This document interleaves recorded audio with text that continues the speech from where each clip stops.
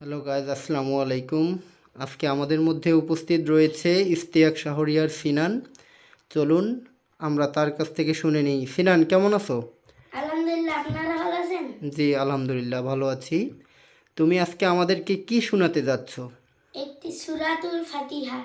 ওকে, তাহলে তুমি বিসমিল্লাহ বলে শুরু করে দাও।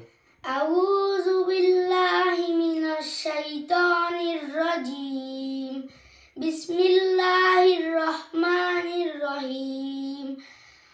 আলহামদুলিল্লাহি রাব্বিল আলামিন। আর রহমানির রহিম। মালিকি ইয়াউমিদ্দিন।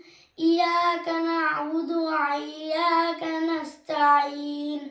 ইহদিনাস সিরাতাল মুস্তাকিম।